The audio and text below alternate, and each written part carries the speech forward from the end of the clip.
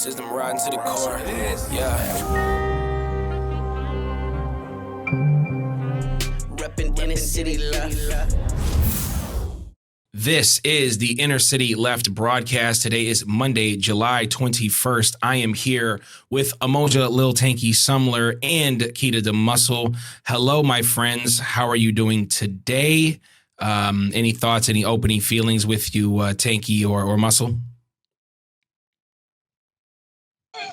The world's been wee.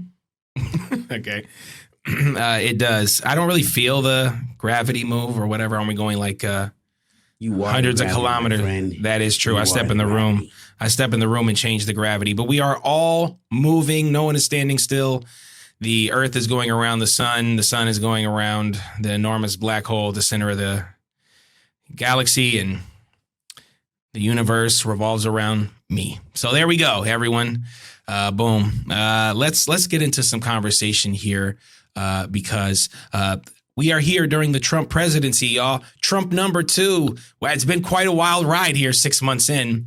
And there's a couple things I want to talk about first. The first thing is this past weekend, there was a bill that was proposed by Marjorie Taylor Greene, who is I thought like a MAGA darling. That's what I thought. She's far right Republican, really, put out this bill in the House to defund some of the money going to the Iron Dome. It was $500 million.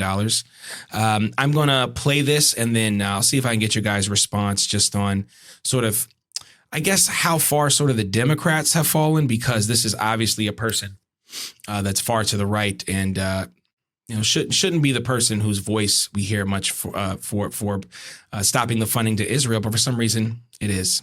So here we go, y'all.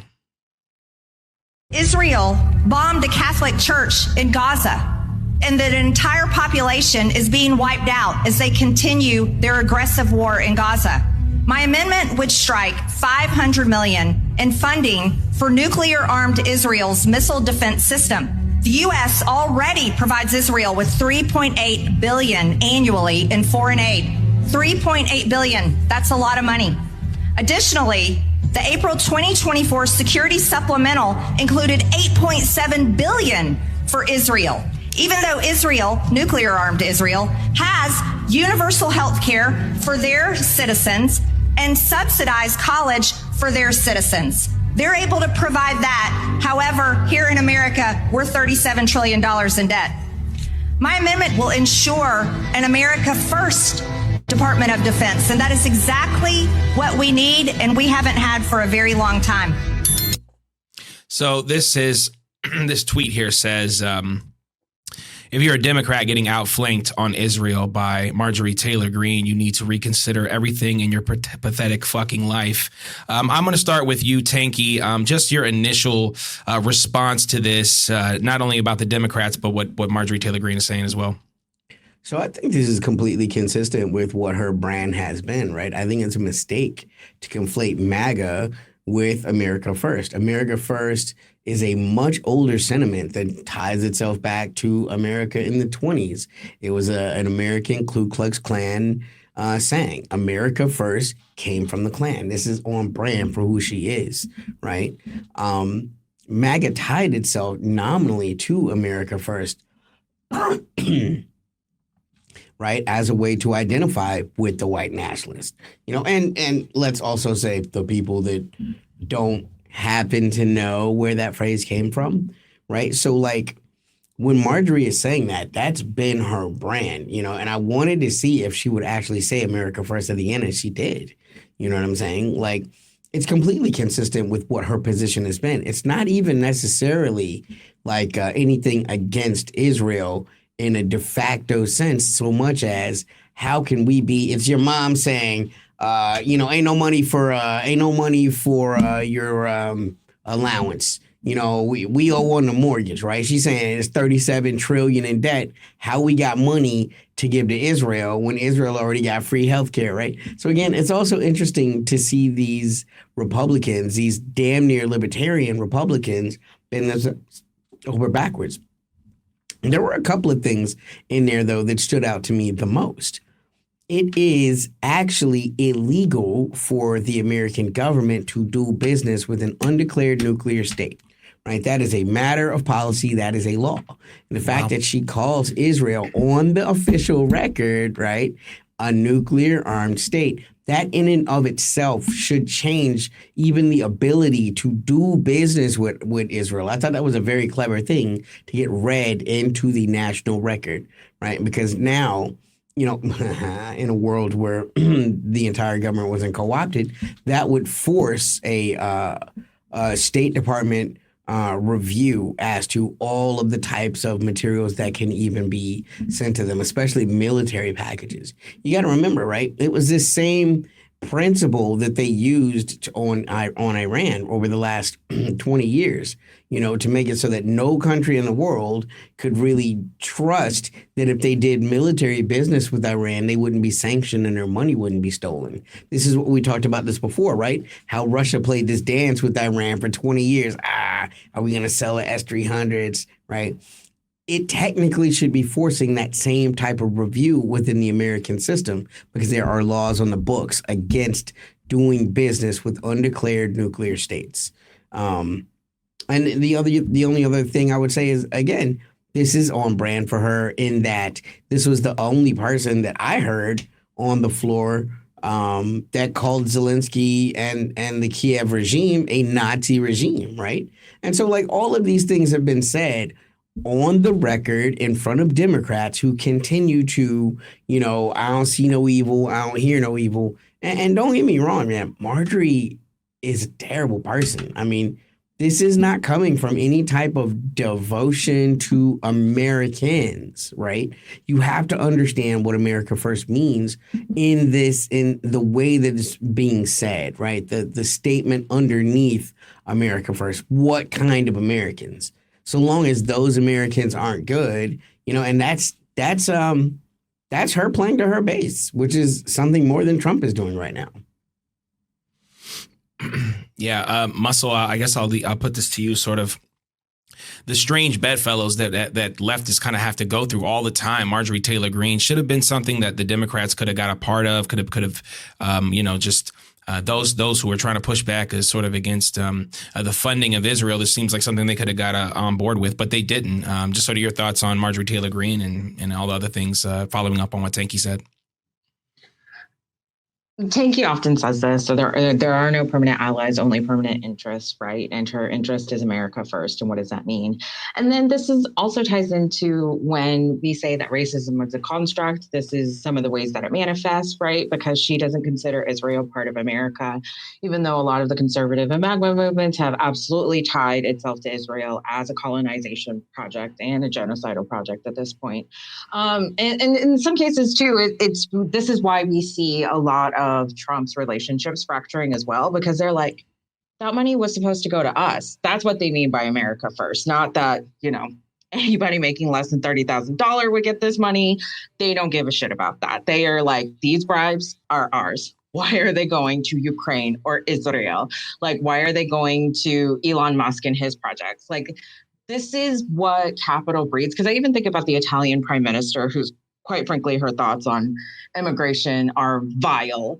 But even she pointed out in a 2023 or 2024 speech about how all of the forced colonization and the forced capitalism across the globe that the United States and the European Union enacted was leading to a lot of those immigrants trying to flee their impoverished or war-torn countries seeking better opportunities. And she was right about that. And so you get some kind of similar things with Marjorie Taylor Greene. This is not to say that she is our ally. She is clearly not. And she has her own interests that have nothing to do with the working class, nothing to do with the, quite frankly, impoverished global populations that the United States continues to oppress. But that in her moment, she found her lane and she is confronting the powers that oversee what happens with all of this funding and saying, stop sending it overseas. Like, why is it going there? Why can't we promise it? And I mean, it's also the same thing. And I see this as disingenuous because once again, and this is my same critique with AOC and Bernie Sanders, you guys are in power now. You absolutely voted to gut Medicaid, SNAP, Pell Grants, all of these things that you keep now in a speech can say that you're for. And so this is why I say it's disingenuous too, because then they wouldn't have made some of the choices that they made, but this looks good for whatever theater they're playing in and the political theater that they're playing in. And what alliances is she trying to make in order to strengthen what bribes and benefits and kickbacks that she'll benefit from? Yeah, I mean, the worst person just made a good point. And, that's unfortunate. And I think what is at the core of all of this is the incompetency constantly from the Democrats with no pushback, no coalition building of any kind. So as many people know, Alexandria Cortez, representative from the Bronx, has when she came out and she started her initial candidacy in the Bronx, she was saying things like "Free Palestine," "We have to stop funding Israel." These were all huge parts of her platform when she started. Now, a few years into this, she was one of the Democrats that did not vote to stop this $500 million from going to Israel. So she tried to address it yesterday. And this is what she said. Marjorie Taylor's Green amendments does nothing to cut off the offensive aid to Israel nor end the flow of U.S. munitions being used in Gaza. Of course, I voted against it. And this is a tweet above from Noah Coleman. The Iron Dome allows Israel to continue its genocide with little repercussions. What you voted for was an easier continuation of the slaughter. Be sure, keep putting lipstick on that pig. So people are calling her out. We know this is happening.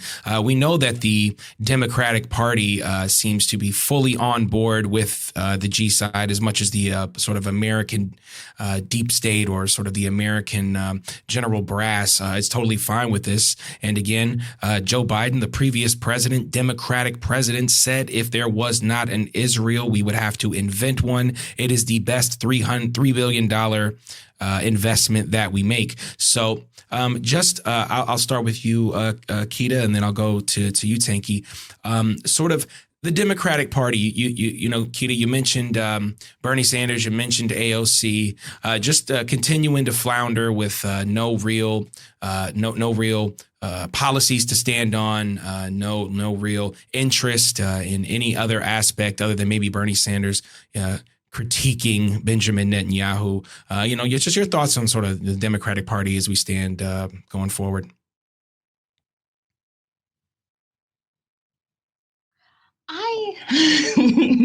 To me, the Democratic Party represents what it has always represented in the position of American history. Even having a two-party system and going into the founding fathers' belief that the human population was too dumb to vote for their own interests. Like, that's what America's supposed democracy is founded on. And so when people complain about the Democratic Party not having real policies to stand on, we know for a fact that's not true. Otherwise, there wouldn't be like these huge lobbying groups. They wouldn't have voted in the ways that they voted, primarily against any individual rights or human rights or for the people. And it's because like the U.S. history presupposes the propaganda that this country was always great and always doing the right thing and always for freedom. And if we acknowledge this country has never been about the doing the right thing, has never been about freedom except for individual white colonizers, particularly colonizers from Britain. And then, of course, in the Southwest, colonizers from Spain who did horrific things. And in order to push really the Christian Catholic agenda, then the Democratic Party makes sense in this historical context, because it's like, oh, how do you continue to consolidate and increase the hoarding of wealth in a way that makes sense.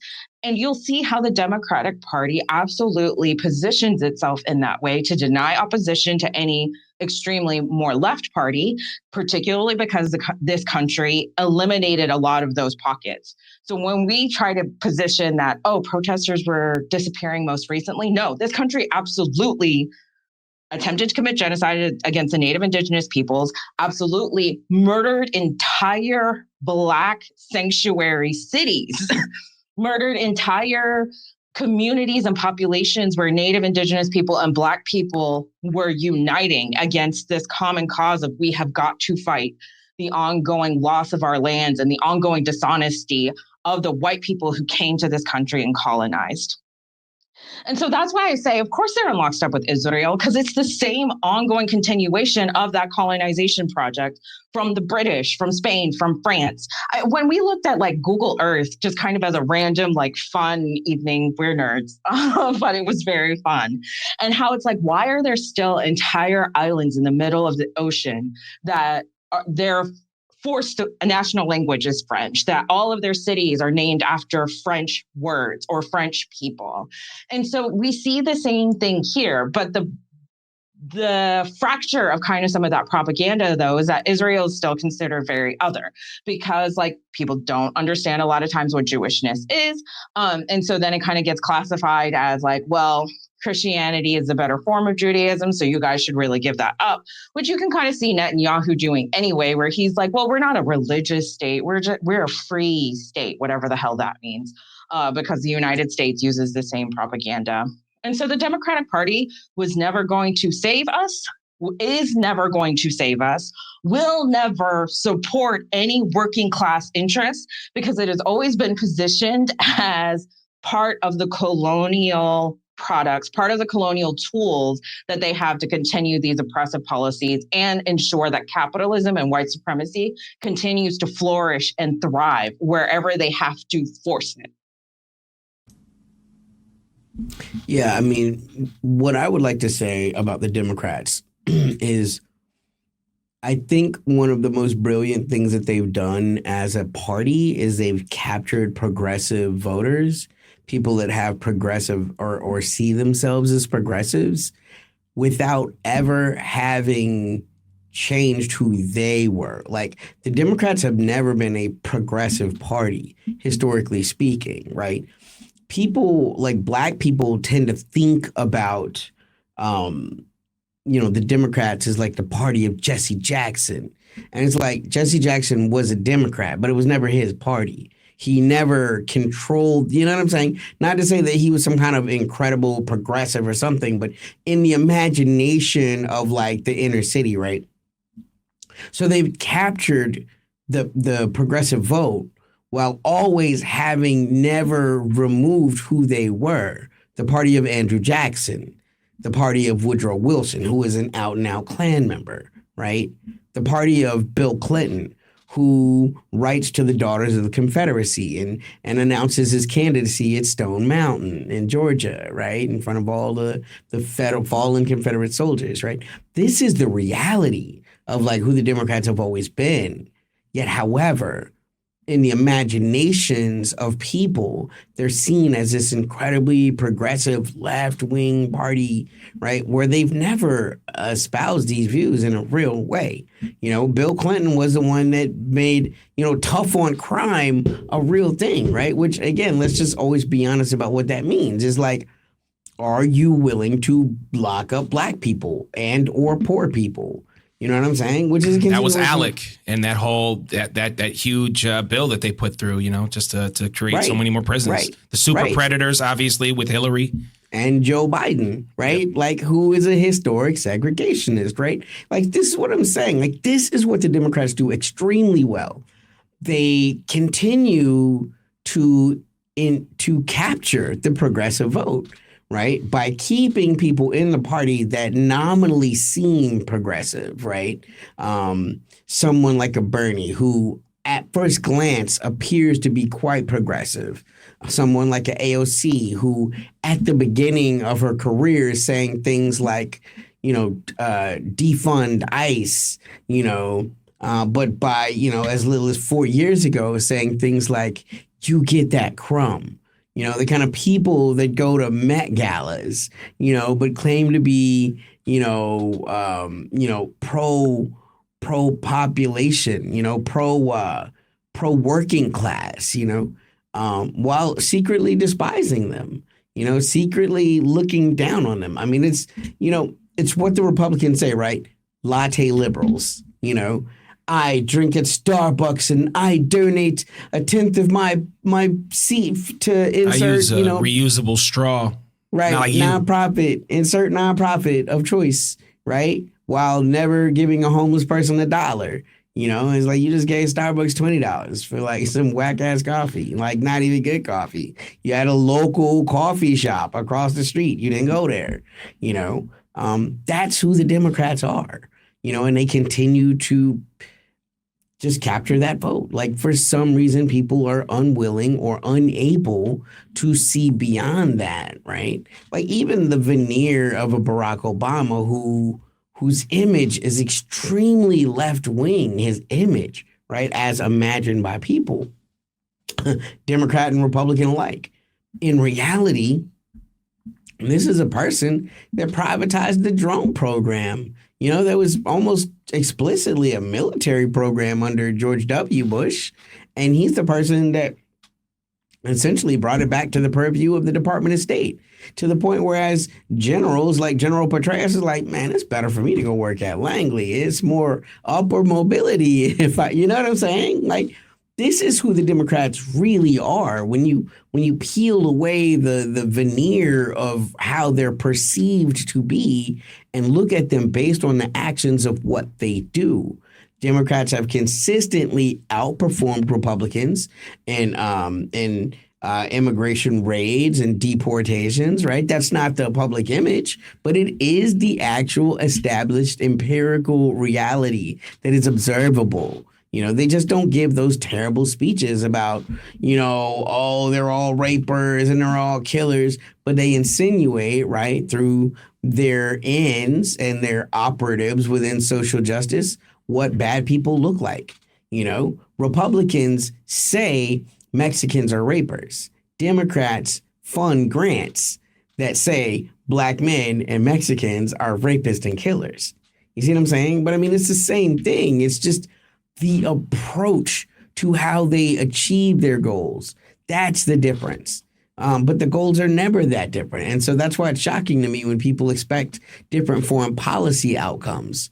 When the reality is these parties are very explicit about who they are and what they do and what they serve. And at the end of the day, if you want to make it as sexy, as simple as plain as you can, these parties exist to serve capital. Right? We don't have to look any further into any type of identities, though we can. But at the end of the day, follow the money.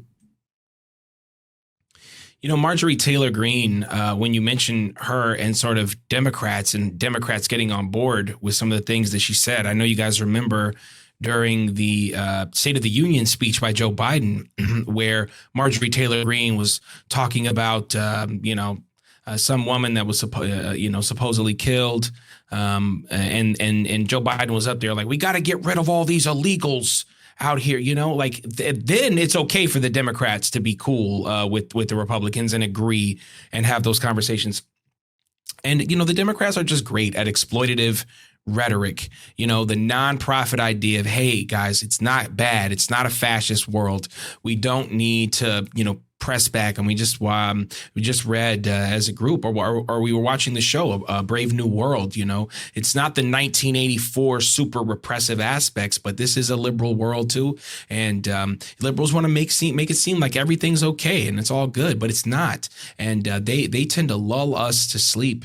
But it's insidious, as you said, talking about Tammany Hall and the beginning of the Democratic Party as we know it now, full of corruption, built on corruption, and, basically saying and doing whatever they need to do to get a vote and not, following through on those things. And again, I don't understand it either, Tanky. I don't understand why people continue to support this party. I don't understand why they don't want to get hats off to them, man. I mean, it's great. It's great propaganda. They're able to execute it flawlessly. Just, flawlessly. I mean, hats off to them. Yeah, but I want us to, and American propaganda is so incredibly intense. It's difficult, for people to even break through to that, and that's why y'all. That's why we're here.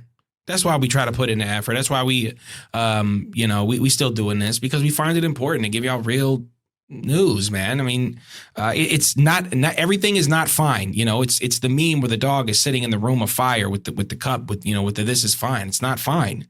And Biden should have been everybody's huge wake up call. It ain't going to change. It's not just Donald Trump, and that didn't happen.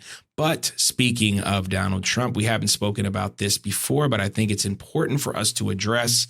I'm going to go ahead and see if I can play this, and I will get your reaction. This is a guy by the name of Donnie J. You had a couple names for him, Tanky. I don't remember. One of them was Cheeto Mussolini, and we had a lot of fun times with this making fun of Trump or whatever it may be. He looks ridiculous. He is. The hair, come on, man. It makes America look so ridiculous when you really have a Cheeto makeup guy out here. But anyway, Jeffrey Epstein, this is Trump talking about that. Now, after all of this conversation, the Trump kids talking about Epstein, what's going on? Epstein didn't kill himself. Now it's not a thing. Now I don't know why everybody's talking about it. So I'm just going to play this, and then I'll get your guys' reaction. Interested in the Epstein story and so upset about how it's been handled. I don't understand why they would be so interested. He's dead for a long time. He was never a big factor in terms of life. I don't understand what the interest or what the fascination is. I really don't. And the credible information's been given. Don't forget, we went through years of the Mueller witch hunt and all of the different things, the Steele dossier, which was all fake. All that information was fake. But I don't understand why the Jeffrey Epstein case would be of interest to anybody. It's pretty boring stuff. It's sordid, but it's boring. And I don't understand why it keeps going. I think really only pretty bad people, including fake news, want to keep something like that going. But credible information, let them give it. Anything that's credible, I would say let them have it. Why would any loser even care about something like this? Why are they interested in this? There's so much, I think, to be taken from something like this. The intense government corruption, obviously, human trafficking, a huge blight on society. This is something that America does. America likes to traffic human beings, and this is something that they're doing. I'll start with you, Muscle. Just sort of, your takes on sort of now the Epstein thing is now. He died a long time ago, guys. He died a long time ago, and it's not a big deal. But I just want to get your thoughts on this, and yeah. It's infuriating. It's utterly. When I talk about like the political theater and the farce that is the American political system, this is part of it. And I have to remember that part of propaganda is not just to persuade you into believing other things, but it's also to kind of confuse your sense of critical thinking and like what information you absorb, and then also like what are the distractions that they're trying to put in place for this.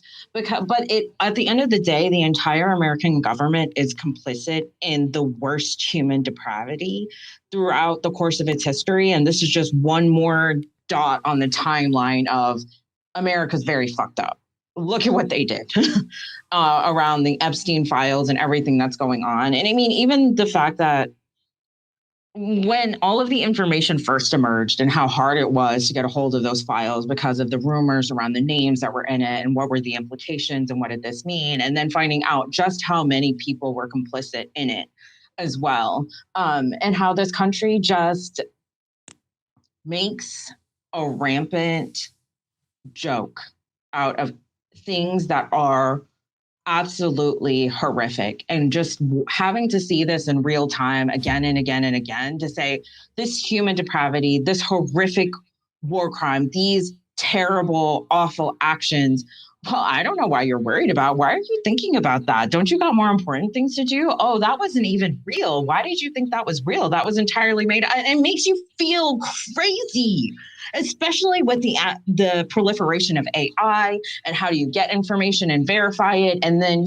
we've each had to talk to somebody and be like, that was like, the earth is flat, not real. Okay. But this country's history of eugenics, this history of attempted genocide across a global scale, that's real. And these are the ways that we see it manifest. And it's just very upsetting for me, this entire, watching the whole thing unfold. And I'm like, I have to go to the dentist because I'm grinding my teeth so badly. This is how infuriating it all is. Tanky, so what are your thoughts on this? Yeah, go ahead. What I love is, Trump isn't seen as a skillful rhetoric player, but he does what he does in his way, right? The thing that stood out to me in what he said was credible. Who determines what's credible? Why don't we all determine it? Why don't you just drop it all, right? I mean, I'm joking, but apparently there was a minute of that video leading up to the death of Epstein that they ruled was not credible. So they just took it the fuck out. What's not credible? I can't believe it. Looked like a couple guys going in with a little Mogan David, you know what I'm saying? With some screams. I don't know. That shit's not credible. We'll just delete, right? So that's the thing. Is like I don't need someone to chew my food. Just release the files. Release the files. Freedom of Information Act. Why would you make any of this a matter of national security? Is, as Trump is saying, it's not that big of a deal, right? So just release it all. It's okay that for some reason the guy that hung out with Epstein quite a lot, lots of videos of him yucking it up, cracking jokes. I mean, the Wall Street Journal, man, dropped a letter. It's supposed to be a birthday letter from President Trump to Epstein. Wall Street Journal is hardly some bastion of liberal thought. Communist publication, Wall Street radical, Journal. Lefty, pinko commies at the Wall Street Journal. They thought that was credible. Yeah. Right. So again, just, I can see why you might not find it that interesting, but the people do. If it's not a matter of national security, just release it all. We'll determine what's credible, right? We're not talking about a court of law. We're talking about just people's own personal opinions. Just drop the file, release them all. And Tanky makes a really good point, right? Because part of what's infuriating about this is that the United States government predictably and increasingly says this information is for the public and this is not appropriate for the public because of national security reasons, blah. And then those reasons, when those files finally get released, are always because the United States of America was a piece of shit and was doing illegal things, right? Like, this is how we found out about LSD. This is how we found out against the spying, stalking, and essentially mental terrorism against authors, other creatives, and artists across the globe, not even just United States artists, particularly Black artists, right? And how it's become so normalized. Now, when I read a news article, what used to happen is if they were referencing a bill, if they were referencing any piece of document, they would have to provide the source of that document. It used to be in footnotes or in some other way. And now with the advent of the internet, it used to be, now it's hyperlinks. And yeah, when I click on those hyperlinks, it never, ever takes you to the source document, like the text of the bill, the big, beautiful bill that everybody was talking about, which I hate the fucking name of because we should not be pushing propaganda like that. That horrible federal super government amazing, bill. Wonderful bill. Wonderful, amazing bill. That's good for poor people bill. Because didn't Biden free ice cream for everybody?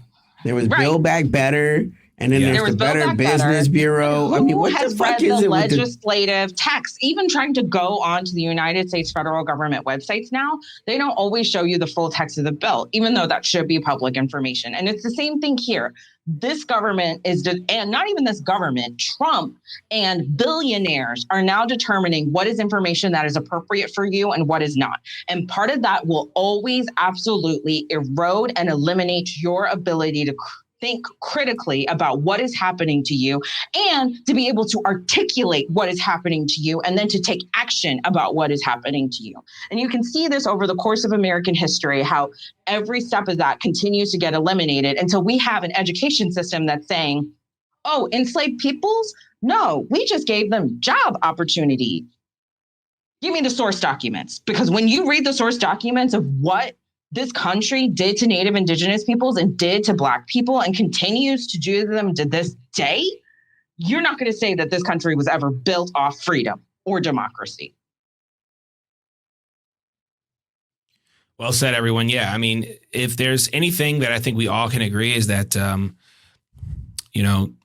children and young people should have to grow up in a world, or grow up without being brought to an island, without living sort of in the worst. This is the worst thing that you can do on the planet, in my opinion. And you have not only Donald Trump, many of the Trumps indicted in this or involved in this. How about Joe Biden? How about Hunter Biden? All members completely of the British royal family. Yes. It's obviously it's one of these things where if you just think about it for a second, you'll see kind of what's happening. And I think, do you guys remember this? Or no, not remember. Maybe you guys haven't seen it. There was a Coldplay concert, and there was a CEO of organization, I forget the name, there with a member of HR, and they were having an affair, and they were all hugged up on, kind of thing, and once they saw what happened, they just went crazy. They were trying to hide away from the camera. They made it look so obvious. And to me, this is what's happening with Donald Trump. He's now so, as we say, hot. He's just hot about it, and this is the rhetoric and the response of a guilty man, of a guilty person, and the entire huge amount of the government entity and the deep state and the people who run this country are a part of this Epstein cover-up that, like you said, Tanky, is a horrible cover-up. Editing the footage using Adobe Premiere. For goodness, we use Adobe Premiere. Hey, it's a good program. Adobe, if you want to sponsor us, please let me know. We are open. But yeah, it looks like all the cover-ups are there. And that's what this country does. It covers up crimes, war crimes, crimes against humanity, and human trafficking is what this country does, and that's unfortunately what we have to choose from when it comes to the Democrats and Republicans. That's why we always try to tell you, go towards that third party exit, dim exit. One more thing, unless anyone has anything to add, of course, I want to show is this right here. Home, but that doesn't. This is called Protector. All right. This is, Patrol. Introducing Patrol. Homeowners in LA can now book off-duty police officers to help protect their homes. Now available in Brentwood, Beverly Hills, Bel Air, Homely Hills, and Malibu. More areas coming soon. I want to play this commercial for y'all because we all know this. Anyway, I'm going to play it, and then I'll get your thoughts, and then we can go from there.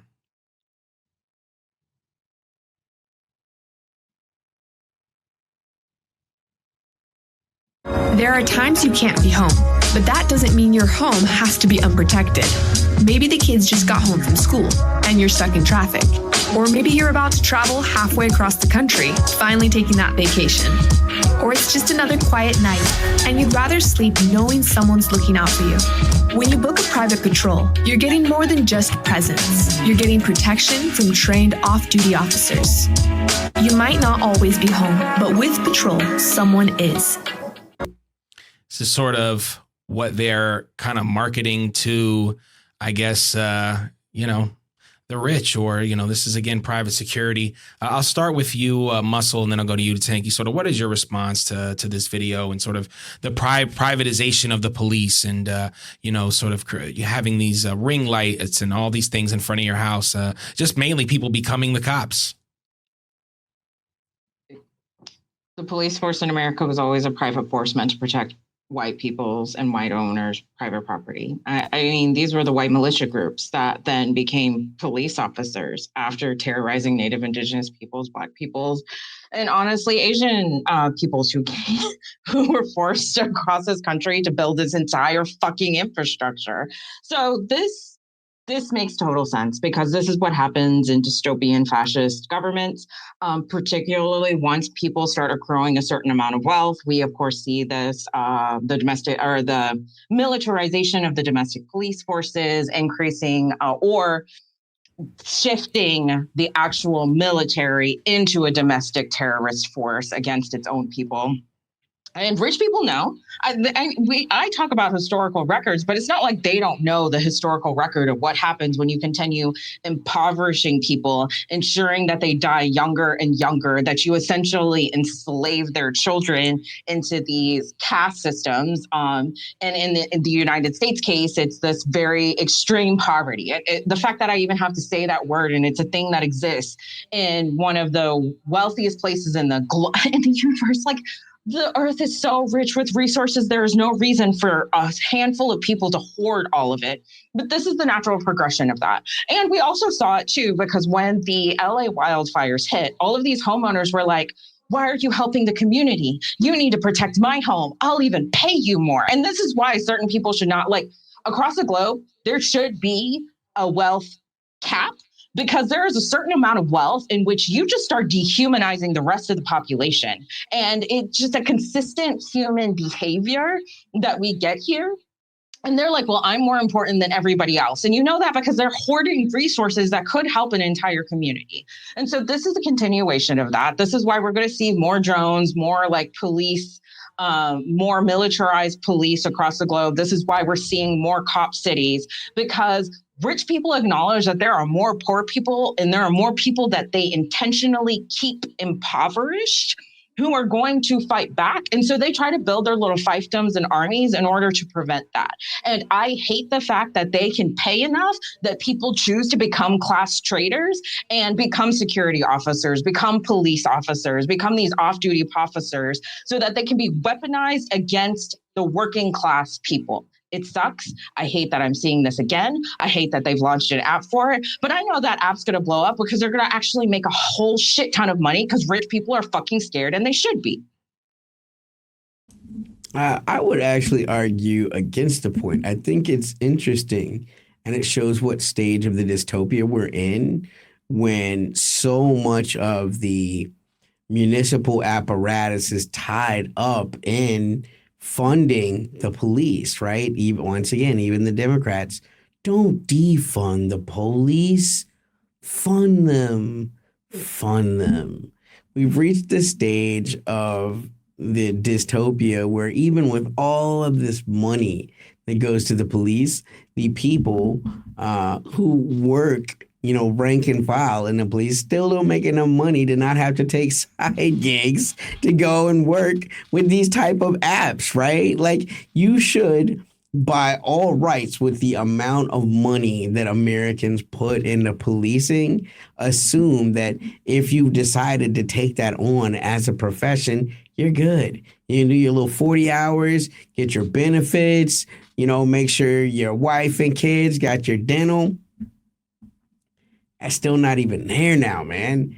Just like everyone else, even these cops got to go out and get second gigs. And we've seen it for a long time, right?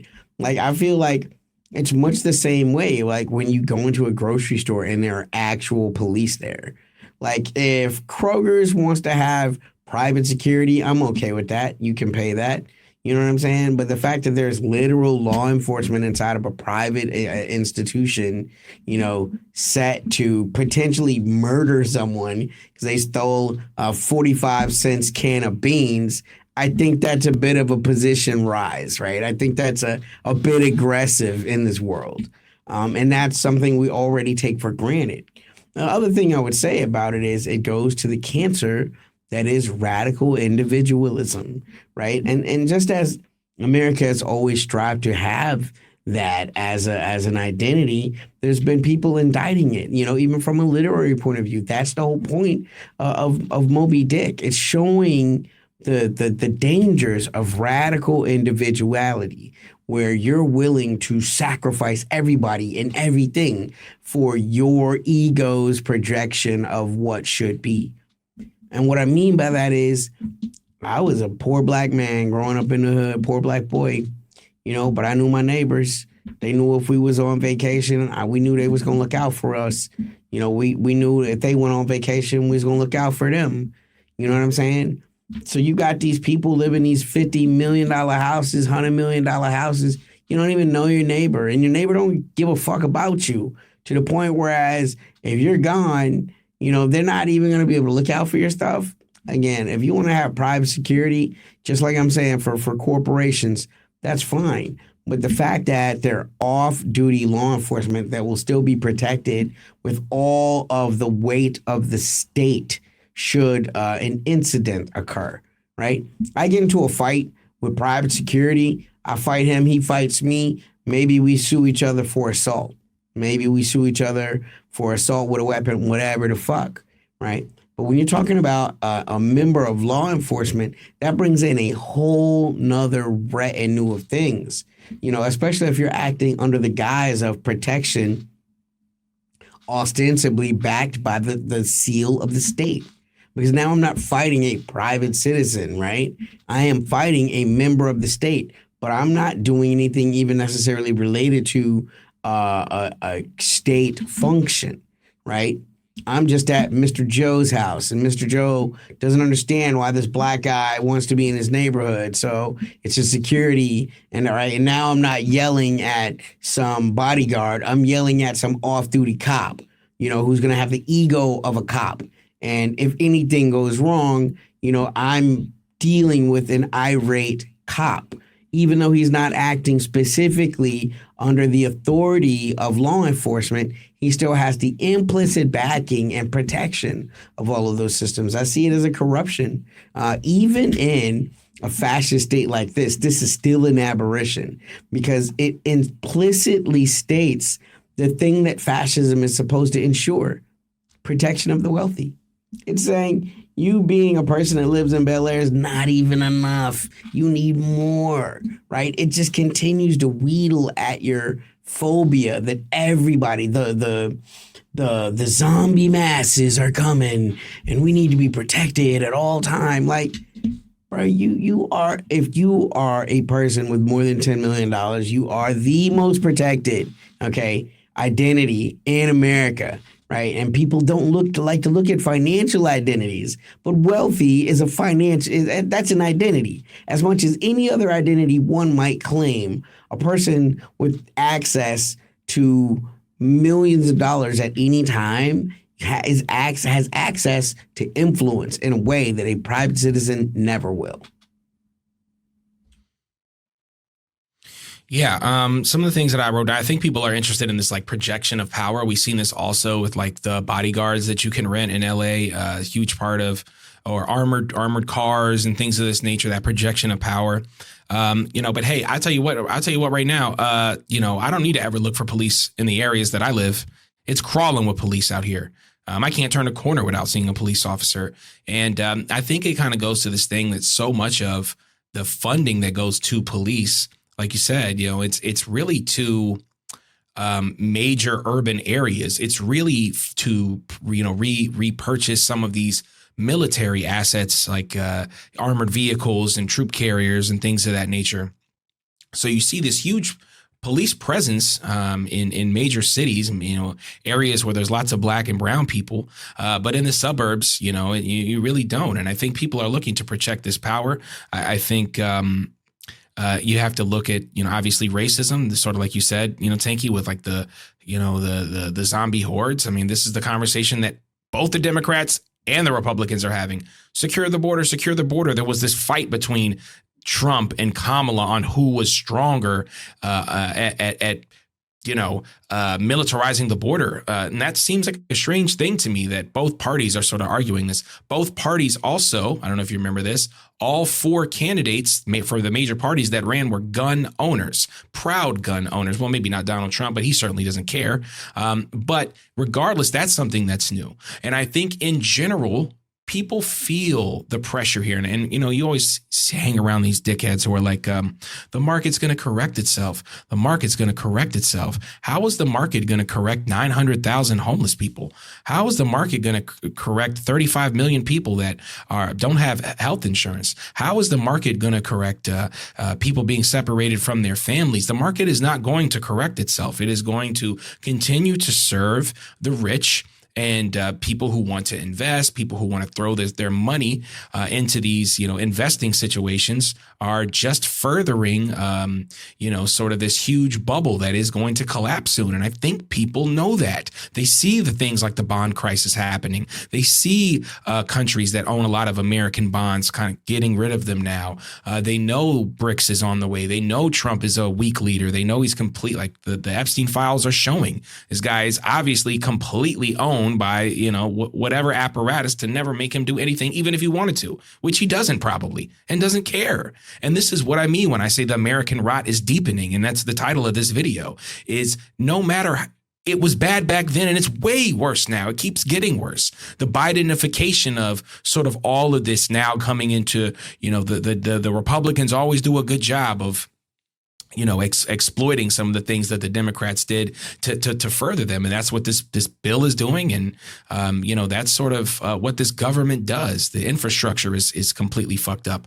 30 million people now going to be off Medicaid, SNAP benefits going down the drain. This is the United States, and this is what's happening here. And the working class, you know, the people who are struggling and living in poverty, they are the ones that have to deal with the brunt of this. And there is no market correction for them. There will be no market correction for the person on the, you know, like you said, Tanky, that you go into Starbucks. There's a homeless person outside of that Starbucks, or their security has told them not to be there, you know, because that's how it is here in Washington, D.C. and many major cities. Just homeless people. No problem. You just walk. I mean, no G-side happening, Holocaust happening in Palestine. No, all vibes. All good. And no, the stakes are high, and people's lives matter and they're important. And we should help keep people alive and have a beautiful, fruitful society. Don't tell me it can't happen, because I see it happening. I see it happening in China. I see it happening in places like Cuba. I see incredible medical breakthroughs, scientific breakthroughs when people support, when those governments support the people. And unfortunately, we're in runaway fascism here. And that's why you see all this private stuff going on. They want to sell it to all the companies. Meanwhile, in Mexico, we have government-made chocolate bars for $1. I mean, I'm just tired of seeing people not focusing on the United States, because that's where the rot is. That's where the rot is, not just, you know, on this continent, but in the world. That's my little rant. I'm going to give some final thoughts to my team. You know, I love you guys. You guys are always great. And yes, I will give the mic to you, Muscle, just maybe some final thoughts, final statements on everything we talked about. And then I'll get to you, Tanky. Yeah. The United States doesn't care about people. It cares about capital, as Tanky pointed out. It cares about money at the end of the day. And upholding that, the hoarding of wealth in the ways and the pockets that it exists, it does not take into account how many people are, how the health of the nation is doing. It doesn't give a shit about how the education of the nation is doing, except in very prescribed ways.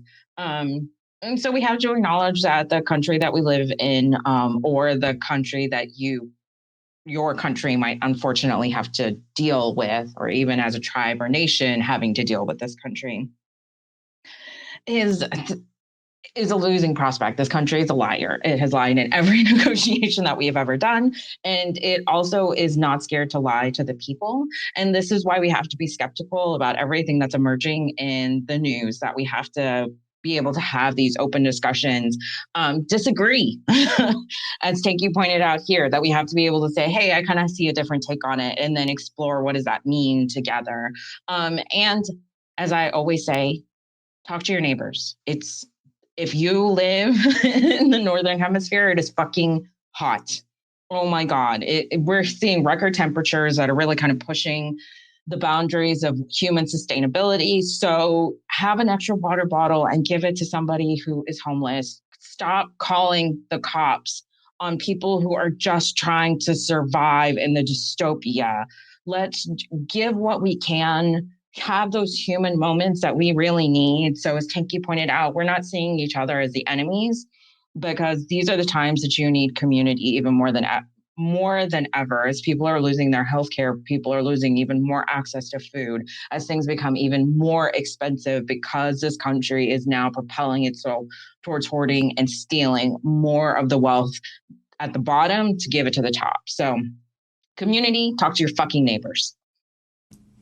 Yeah, I mean, I'm on the same thing. I mean, I'm famously not Christian. I'm Jewish. Everyone knows that. But like, I just laugh that these super Christians won't love their neighbor. I love my neighbors. I love my neighborhood. You know what I'm saying? Like, the people who live around me, I know them. They know when I'm on vacation. They know when I'm out doing a show. I know when things ain't well with them. We check in on each other, you know, on holidays and such like that. You know, love your freaking neighbor, man. Stop that keeping up with the Joneses, that envy shit. That's where it all went wrong, man. Why are you? I mean, if you don't trust your neighbors, why the fuck do you live where you live? You know, unless you live in one of these God-cursed fucking condos where no one knows anyone there. Yeah, sort of the systemic individualification, or the separation. Separation. Yeah, it's a new word. I like it. I might continue to use it. Separation of the people. You know what I mean? I want to give a shout out to our podcast listeners. We're available everywhere you find podcasts. You know, you don't have to always search for us on YouTube. If you just found us on YouTube, you know, hey, I love it. Who knows when YouTube's going to flag us for this, that, and the third. You know how they be. You know how Google be. But yeah, everywhere you find podcasts, Apple Podcasts, Spotify, Pocket Watch, you know, Podcast Watch. I don't know. Podbean, we're there. All the places. Patreon.com/InnerCityLeft. Shout out to all the patrons. Shout out to you. I say it every time, but you know, obviously we've been able to upgrade a lot of things and adding things, and that's what we're going to continue to do, because this work is important. And I honestly, I truly feel this way. I think a lot of people, I love, you know, everybody's work, but I do feel like, you know, a lot of our stuff is, you know, pointed in a far more radical way. And, you know, it's important to talk about geopolitical issues. It's important to talk about domestic issues. And I feel like we do that. And we thank y'all for keeping us afloat and allow us to do that. Fables, Foibles, and Other American Sins. Go out and get that right now. Book of poetry from Emotional Lil Tanky Sumler. Lil Tanky, everywhere you find music. Amin TMK, everywhere you find music. InnerCityLeft.com. I think I said that. InnerCityLeft on Instagram. Follow us. We post tons and tons and tons of content there as well. That's all I got. Anything I missed? Muscle, start with you. Anything I missed? Tanky, final thoughts before we get out of here. Nope. Appreciate y'all. Be safe, but not at the expense of solidarity. Hydrate. I'm out. Yes, as Mick Jenkins would say, drink more water. I am Amin TMK for Keita the Muscle and Emoja Lil Tanky Sumler. This is the Inner City Left broadcast. Peace. System riding to the core. Yeah. Reppin' Inner City Left.